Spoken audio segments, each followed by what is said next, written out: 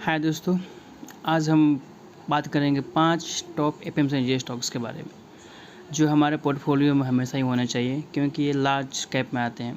तो इनके जो चांसेज हैं ऊपर बढ़ने के ज़्यादा चांसेज है और गिरने के चांस कम है, क्योंकि इनके प्रोडक्ट्स वो मार्केट में ज़्यादा है।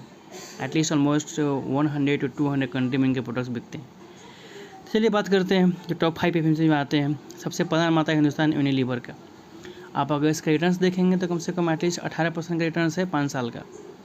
और जब से कोविड का असर ख़त्म हुआ है, तो आपको अगर सबसे पहले किसी प्रोडक्ट में अगर अच्छा रिकवरी किया है तो वो एफएमसीजी में हिंदुस्तान यूनिलीवर ने। तो मेरे ख्याल से आपको इसमें पोजीशन बनाना चाहिए लॉन्ग टर्म के लिए। और दूसरा अगर देखा जाए तो वो है नेस्ले, जिसका मैगी बहुत फेमस है, आप लोगों को पता है। इसका भी रिटर्न्स अगर आप 5 साल का रिटर्न्स देखेंगे तो इसका भी करीब 22% का रिटर्न है। तो सेकंड नंबर पर आप इसमें पोजीशन बना सकते हैं। मैं सिर्फ बात कर रहा हूँ एफएमसीजी का, वैसे ये सारे सेक्टर की बात नहीं कर रहा हूँ, ओनली एफएमसीजी के बारे में हम लोग बात कर रहे हैं। इसमें भी आप अच्छा खासा पोजीशन बना सकते हैं। एक टाइम था जब नेस्ले के बारे में कुछ बैड न्यूज आया था तो ये स्टॉक करीब 5,000 के लेवल में चला गया था और वहाँ से अच्छा खासा रिकवरी किया है और आज तक खैर बात ही अलग है। तीसरे नंबर की बात की जाए तो आईटीसी। वैसे इसका 5 साल में रिटर्न तो कुछ खास नहीं है, वो लगभग ये 1% के बराबर में है, लेकिन हाँ 1 साल में इसने जो 45% का रिटर्न्स दिया है। इसके जो सेक्टर में जो टोबैको, इसका जो सेक्टर है, खास के जो सिगरेट्स है ना, वो पता है, कोई जो पीते हैं वो पिएंगे ही पिएंगे। तो आप इसमें लॉन्ग टर्म के लिए प्रॉफिट बना सकते हैं, क्योंकि अभी ये बहुत अच्छा परफॉर्मेंस दे रहा है। और रही बात चौथे नंबर की, तो है डाबर में, जो कि मेरे ख्याल से सभी जानते हैं। इस स्टॉक्स के बारे में किसी को मेरे ख्याल से बताने की ज़रूरत नहीं है, क्योंकि इसके जो प्रोडक्ट्स हैं वो लगभग सभी यूज करते हैं। क्योंकि एक्चुअली कहना है कि जो 5 है जो कॉमन नाम है ना, मेरे ख्याल से सभी को पता है। ऐसा नहीं कि नाम पता नहीं, भले लोग कोई इसमें इन्वेस्ट ना करें, लेकिन नाम तो मेरे ख्याल से सभी को पता है। तो डाबर का भी अच्छा खासा है। ऊपर से क्या है कि इसके परफॉर्मेंस के जो प्रोडक्ट्स हैं ना, वो करीब रूरल सेमी अर्बन से लेकर के रूरल बेस में जहाँ भी है लगभग हर जगह यूज होते हैं। यहीं तो बड़े कंपनियों का फ़ायदा है, क्योंकि इनके जो प्रोडक्ट्स होते हैं एक्चुअली स्टार्टिंग में क्या हुआ कि कोई कंपनी एक स्पेसिफिक प्रोडक्ट बनाती थी, लेकिन जैसे जैसे डे आ रहा है तो कोई भी कंपनी अगर एक सेक्टर में लॉन्च कर रही है सामान, तो बाद में क्या भाई वो सब कुछ बनाना शुरू कर दे रहे हैं। ऊपर से होता है क्या है कि जिसका ब्रांड है लोग उसकी तरफ ज़्यादा जाते हैं कि हाँ भाई चलो ब्रांड है, इसका ब्रांड का है तो नाम ही काफ़ी है, वही वाला हाल है। डाबर भी बहुत अच्छा है, इसमें कोई डाउट नहीं है कि डाबर अच्छा नहीं है।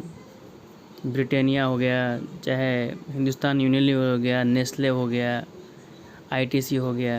अब ब्रिटानिया के बिस्कुट कौन नहीं जानता है। वैसे इसके मार्केट में प्रोडक्ट बहुत अच्छे हैं, ऐसा नहीं कि सिर्फ बिस्कुट ही बनाती है कंपनी मार्केट में। अगर आप हर एफएमसीजी कंपनी का अगर आप बारे में देखेंगे तो ऐसा नहीं है कि वो कंपनी सिर्फ एक ही या दो सामान बनाती है। लिस्ट इतना है कि आपको कभी कभी पता भी नहीं चलेगा कि ये सामान इस कंपनी का है। इसलिए मैं बोल रहा था कि अगर आपको अपने लॉन्ग टर्म के लिए, ऐसे और भी छोटे छोटे स्टॉक्स हैं एफएमसीजी सेक्टर में, ऐसी बात नहीं कि सिर्फ यही है। टाटा कंज्यूमर है, फिर जाके मैरिको है, बहुत सारे हैं। अभी अदानी विल्मर भी आया हुआ है। तो बहुत सारे स्टॉक्स हैं, लेकिन क्या है ना कि एटलीस्ट जो रिटेल इन्वेस्टर हैं, जो बड़े, जो भी फिलहाल स्टार्टिंग से 1 से 2 साल के, जो कि बोलते हैं कि सर मेरे को एटलीस्ट 15 से 20% का सीजे चाहिए विथ नो रिस्क। तो ये सब ऐसे स्टॉक्स हैं जो कि बिना रिस्क का आपको एटलीस्ट 15 से 20% का रिटर्न लॉन्ग टर्म में दे सकते हैं। अगर शॉर्ट टर्म में देखेगा तो फिलहाल मुश्किल है। जैसे कि एग्जाम्पल के लिए आईटीसी को देख लीजिए, अगर आप उसका 1 साल का रिटर्न देखेंगे तो 45% है, लेकिन अगर उसका 5 साल का रिटर्न देखिएगा तो 1% भी नहीं है।